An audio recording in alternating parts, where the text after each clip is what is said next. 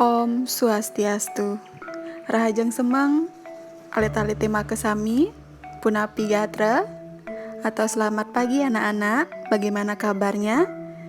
Semoga semua dalam keadaan sehat ya. Pembelajaran agama Hindu hari ini, kita akan membahas mengenai Dharma Gita. Sebelumnya, perkenalkan nama Ibu Guru Ratih yang akan mengajar kalian agama Hindu di semester 2 ini.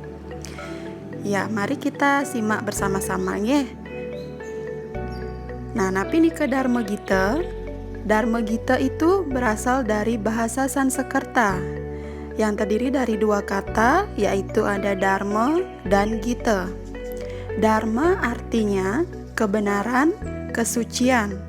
Sedangkan Gita artinya nyanyian suci atau lagu kerohanian. Jadi secara harfiah, Dharma Gita artinya nyanyian suci keagamaan. Nah, ada namanya perlombaan Dharma Gita yang disebut dengan Utsawa Dharma Gita. Nah, ini ada jenis-jenis Dharma Gita yang dikenal dengan 4 sekar. Adapun 4 sekar itu, yang pertama ada Sekarare. Sekarare itu adalah lagu anak-anak yang dinyanyikan oleh anak-anak sekalian ya, anak-anak atau rari-rari ring daerah Bali. Nah, contohnya nih ke wenten atau ada meong-meong, putri cening ayu, ratu anom, juru pencar, dan lain-lain sebagainya. Nah, yang kedua ada sekar alit.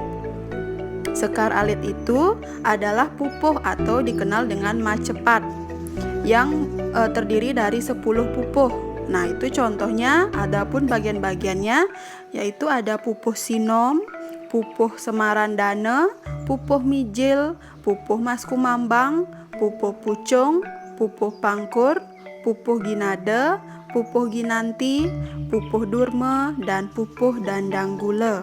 Nah, ini sekar alit. Dan yang ketiga ada sekar madya.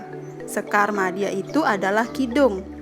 Contohnya Kidung Wargasari. Nah, ini biasanya dinyanyikan atau dilantunkan ketika ada piodalan di pura ataupun piodalan di merajan di rumah. Nah, yang keempat ada Sekar Agung. Nah, Sekar Agung ini adalah kekawin. Contohnya kekawin Ramayana.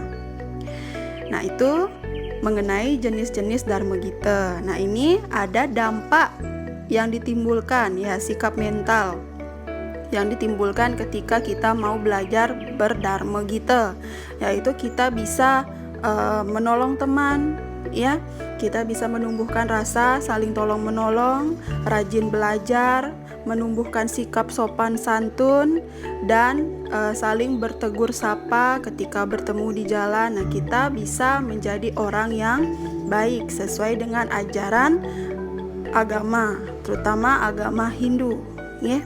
Nah, ini manfaat atau dampak yang ditimbulkan ketika kita bisa mempelajari Dharma Gita ya.